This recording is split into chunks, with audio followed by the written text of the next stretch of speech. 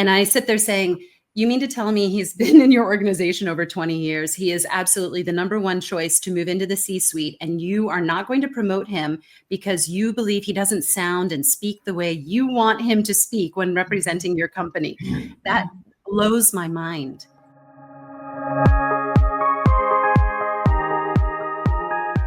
Hello, everyone. Today, I have a great pleasure of welcoming Heather Hansen. Welcome to the program, Heather. Thank you so much. Thanks for having me. I'm so looking forward to speaking with you and to meeting everybody at Converge this year. It's going to be great. That's right. You've seen the intro about the Converge happening in October in San Diego, California, United States. And Heather, in fact, will be opening with the keynote the entire event. So very, very excited of having you here. I'm very excited. Because you are an expert in communication, of course, and it seems like you're tremendously passionate about that issue of communicating in the world that is a melting pot, or I don't know what we call it these days, but we still call it something, right? But this is so important because many of us operate in the environments where we work with colleagues with different backgrounds, different cultures, and sometimes it may lead to misunderstandings, maybe misinterpretations. Our own organization, we are present in 126 countries. We are also very proud of having staff in 20 plus or representing 20 plus nationalities. That means that the communication, we always blame communication for all sorts of difficulties, don't we? So first, and I'm not native English speaker myself, so there you go. So I'm super excited about this topic, but let me ask you this question first. What led you to pursuing this particular line of work? That's a big question. I have always been really interested in communication, even since I was young, and I was always interested in international studies as well. I grew up with two best friends who were both first-generation immigrants in the US. So one family came from Fiji, the other came from Iraq, and they were my best friends. And I grew up, visiting their homes and learning their cultures and pieces of their language, bits and pieces, and just enjoying that and celebrating difference. And I think that just followed throughout my life. I was big in speech and debate in high school in America. I'm from California originally. I went off and studied international studies with a focus in language and society because I've always been very interested in how we use the English language to bridge different cultures, different languages, right? And the different hierarchies that then are created because of that, right? I mean, only 25% of the world even speaks English. And that's the only conversation we're really having. What about the other 75% of voices we aren't hearing, right? So through my studies, through my experiences, I also have a degree in German language. So I have my own experiences of speaking foreign languages. I'm married to a Dane. I moved to Denmark. I lived there 8 years.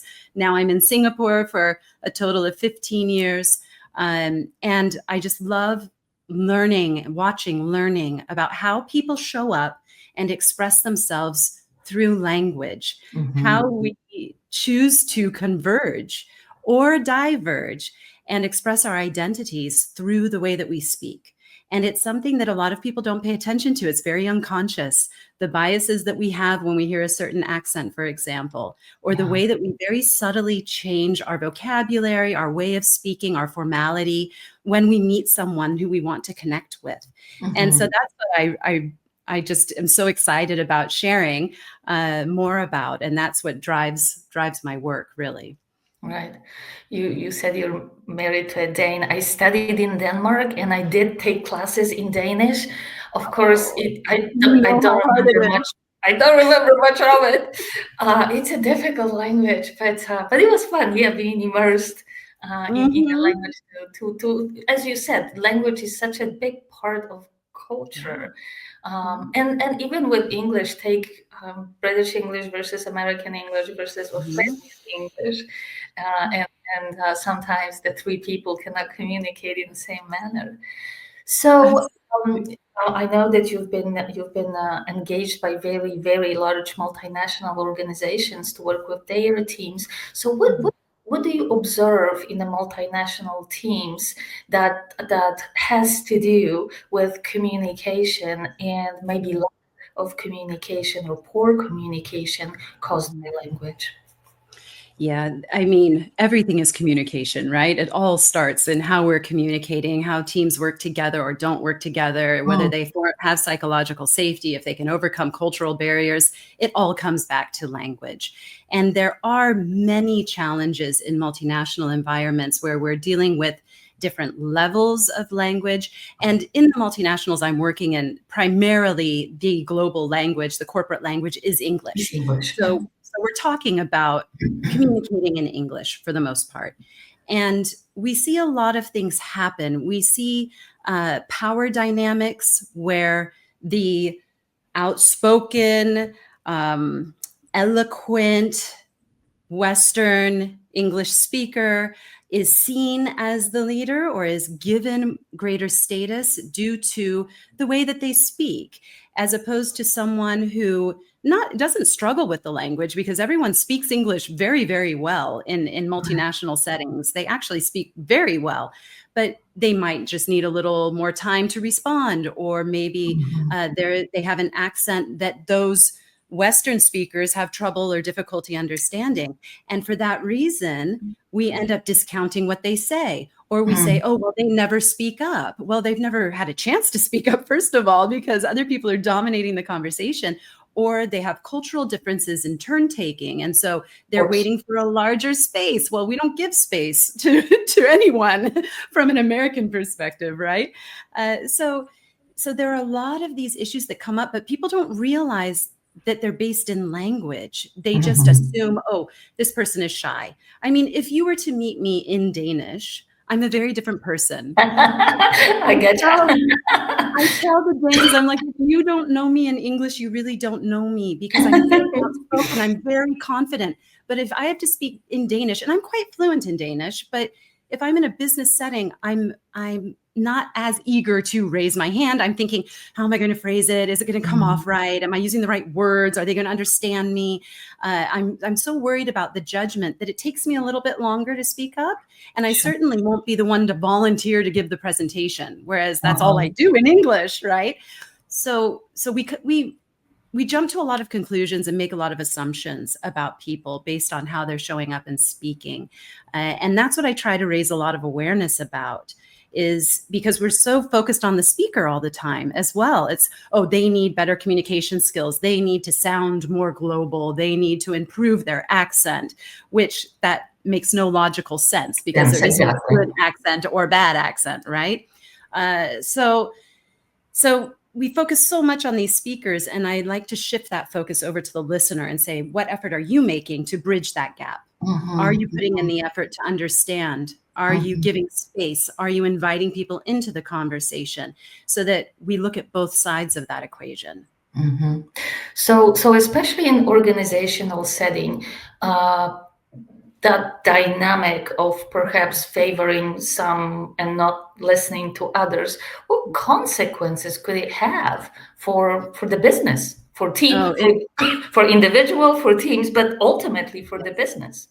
it has some pretty severe consequences, Oh, because what happens is, well, already from a hiring and promotion perspective, we know there that you go. Yeah. especially accent bias plays a large role in Mm, people not being hired or people not being promoted. The oh, large number of my clients, HR calls me and says, we have this guy, and I say guy because 80 to 90% of the time it is a guy, that we want to move into the C-suite.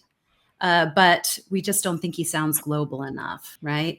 And I sit there saying, You mean to tell me he's been in your organization over 20 years? He is absolutely the number one choice to move into the C-suite, and you are not going to promote him because you believe he doesn't sound and speak the way you want him to speak when representing your company. That blows my mind that that could be the reason. And yet I have a whole business based on this, right? So it is the reason in a lot of situations. So one of the problems we see that I think is incredibly important for us to address is who we are hiring and promoting and why. And a lot of that is based in language in the multinational company. The other area where we're really missing out is in innovation, because we simply aren't listening to all the voices in the room. We aren't giving the opportunity to people to speak up, and we are hearing their voices. So we hear the same ideas from those same louder voices that, you know, are confident and the ones that we consider to be so eloquent, while other voices are ignored, not respected to the same level, or they've tried to speak up, but then when somebody else says it, they get the credit. There are all kinds of problems happening from a teamwork innovation perspective of who we're listening to and how many ideas are put on the table. So those, I would say, are the two biggest concerns that I have as I look at my clients and look at their organizations and how people are interacting.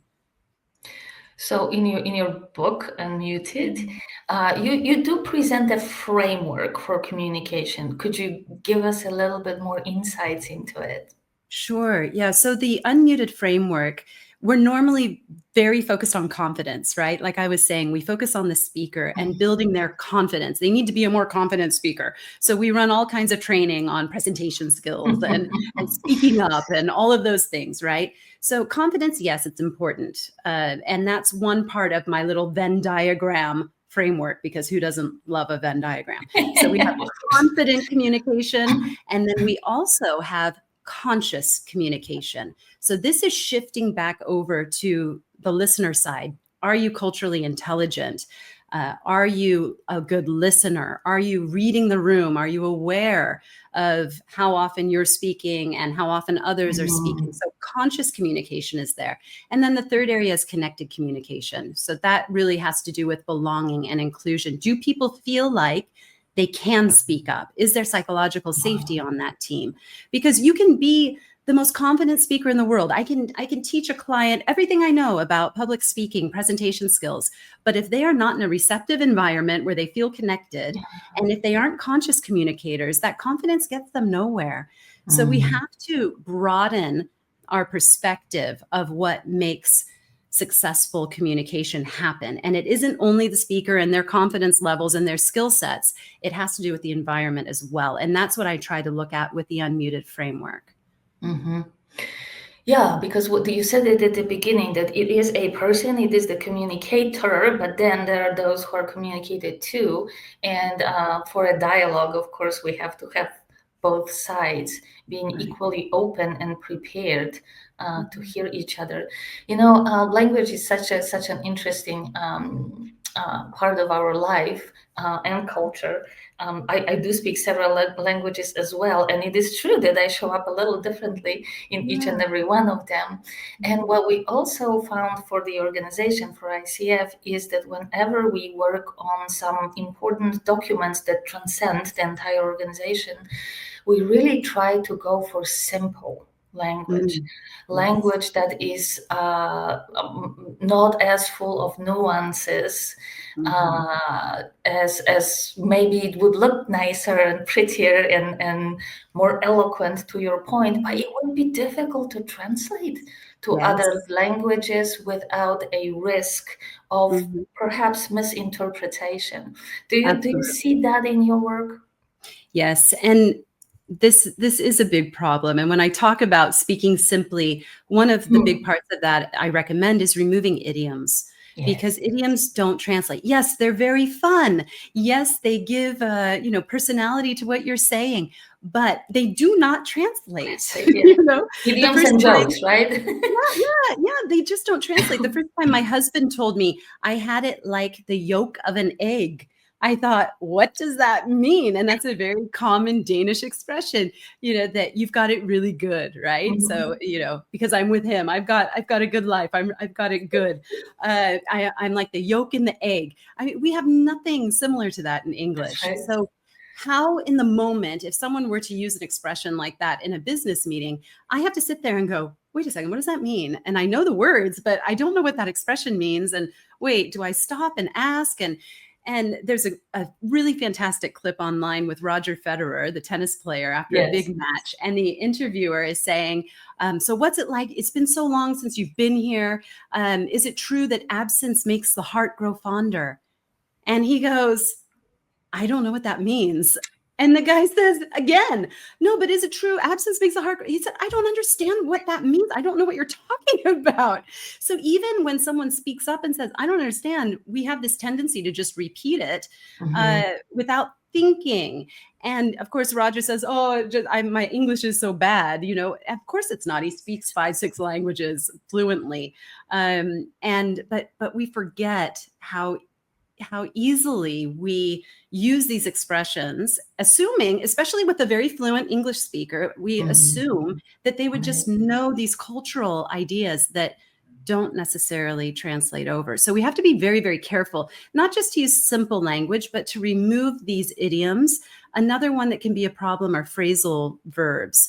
I heard the story once of a woman who was an immigrant in the UK, did not have a very high level of English. Her son was at school and had an accident on the playground. And the school called the mom and said, your son passed out on the playground. Can you come pick him up?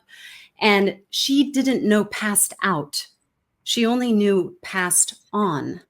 So she thought that her son had died on the playground. She shows up completely frantic, of course, and they didn't understand what the miscommunication was. But she didn't understand that phrasal verb. When we take a verb and a preposition, put them together, and it has a completely different meaning. So we can have pass over, pass on, pass out, and they all have very different meanings. But for someone who isn't familiar with all of those, it's one of the hardest things to learn in a language. And it's also, I would say, the hardest thing to remove when you speak that language. I don't even realize when I'm using them. So I have to be very careful. But I think to your point, when we're translating things, when we're writing for global audiences, using the simple terminology, simple phrases, short sentences, it's incredibly important to maintain greater understanding, both written and spoken, really. So, especially in organizational setting, again, should the Roger Federer situation happen, that somebody does not understand the term being used, or the phrase being used, what do you advise your clients? What builds psychological safety?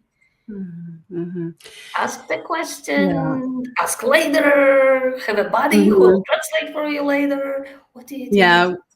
We usually have the mantra in my courses of be like Roger, right? Because the reality is no one is going to stop in the middle of the meeting to say, I'm sorry, I didn't understand what you just said. No one is going to do that in a work setting, especially if it's someone of a higher rank in the company who's speaking. And so typically people will just sit there, nod and smile and think, I have no idea what just happened. I'll find out afterwards. I'll send an email, or I'll talk to my colleague, or I'll figure it out.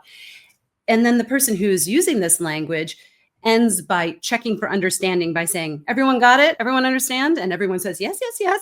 And they all leave the room, and there's been no understanding whatsoever, or a misunderstanding, without anybody really realizing it. So I do encourage people to be like Roger, to step up and ask the questions and put people on the spot to say, that's not a phrase that we would understand. And very likely, if one person doesn't understand, there are other people in the room who don't understand. So people need to remember that it's okay to speak up and ask.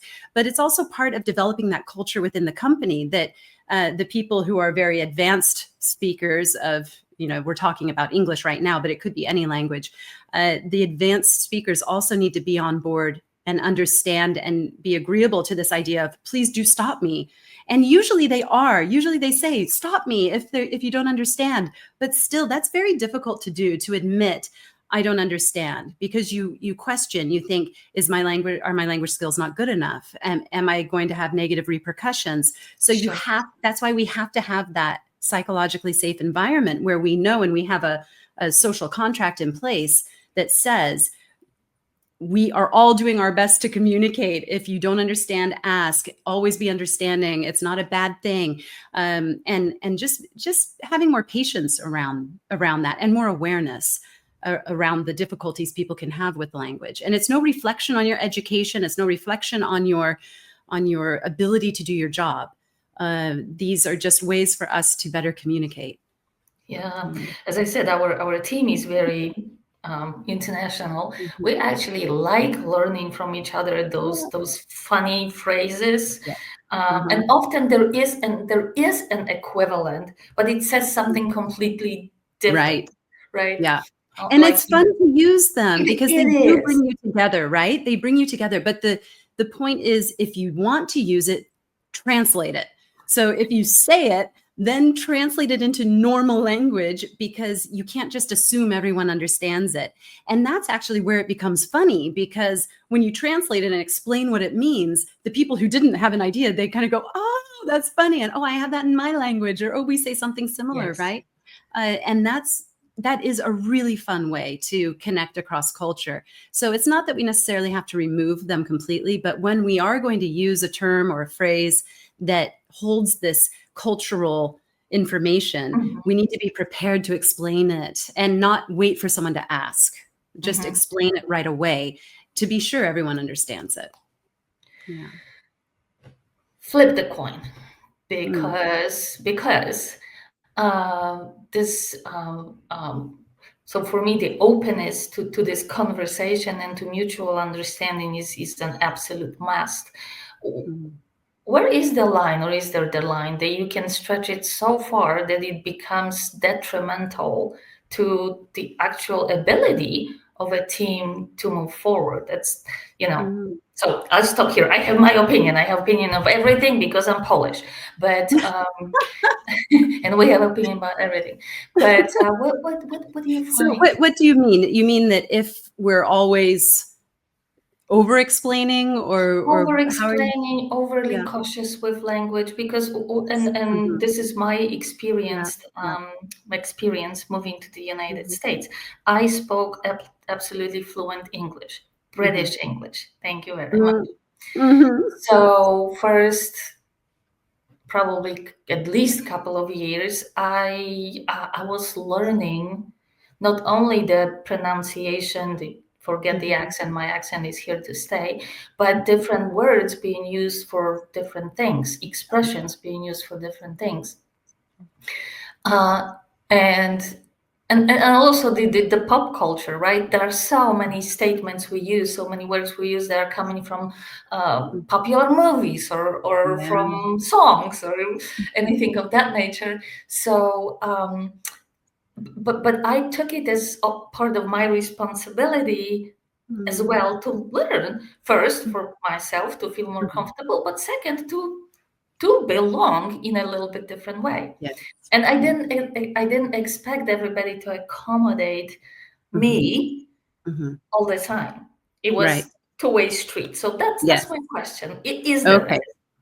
Yeah. And you bring up a good point, right? And that's a common question that I get is, isn't it also the speaker's responsibility to ensure that they are intelligible, right? That they can be understood, that their language is at a level where they can communicate.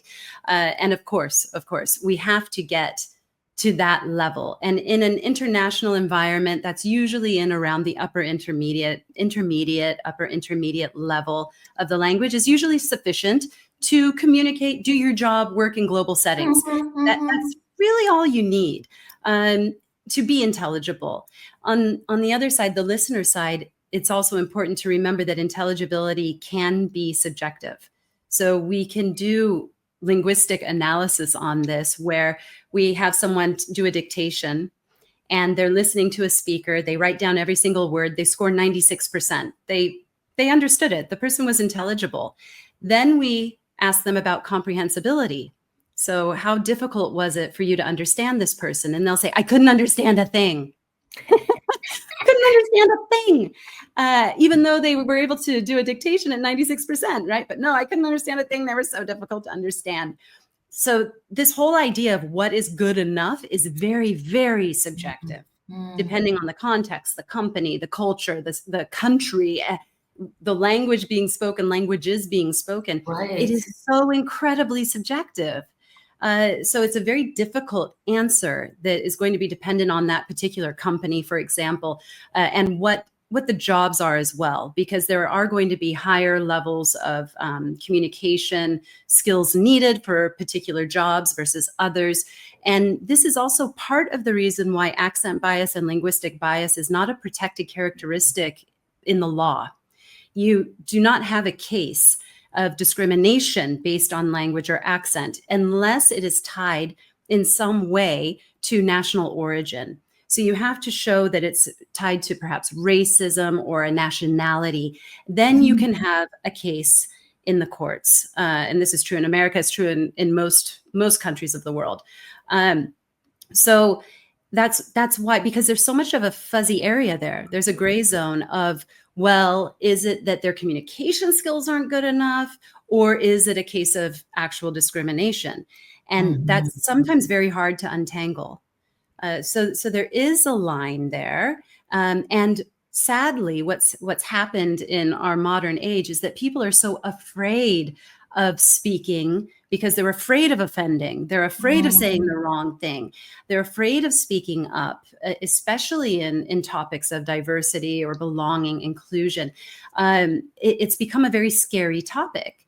And that's a real shame because it's holding people back from participating fully. Just like the non-native speaker is a little scared to speak up in that meeting. Well, now even the native speakers can be very scared to speak up because we're so concerned with offending others.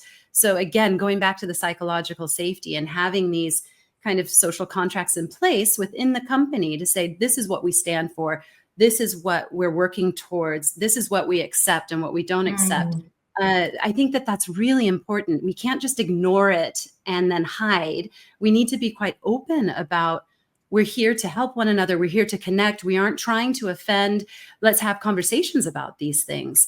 But that's very, very difficult in our modern political environment, worldwide, but I'd say especially in the United States right now. But we're feeling that worldwide. And that's quite difficult. Yeah, it's difficult to embrace. It's difficult to act upon. It's difficult to find your own position in the, well, it seems like there is a spectrum or the continuity of different ways you can react and act at the same time. So very interesting. And I know that you're writing a new book, rumor has it. Rumor has it, yes. It's very late to the publisher. I'm still working on it. I'm writing a book and I'm doing a PhD and I'm running a company. I have a little bit too much on my plate. But the next book that I'm working on and have been working on for some time is Accent Matters. So at this point, it will be the first book written for a business audience on accent and linguistic bias in the workplace and in international environments. Yeah, I'm very excited. I'm buying yeah, I think I need to feature you in it, actually. I'm sure you have a lot of stories. I do have a lot of stories. moving around and living in different places and reactions to the way that you speak, I'm sure. Yeah. Indeed. Well, Heather, as always, we are coming to the end of our time, which is just incredibly unusual that the 30 minutes can last so short period of time. But I hope that we gave the little teaser to our listeners and viewers to come and see Heather at Converge, to buy her book, and to with anxiousness anticipate your new book coming out. Thank you so much for sharing your time with us today. Thank you. And I'm excited to meet you in San Diego. Can't wait. Yes.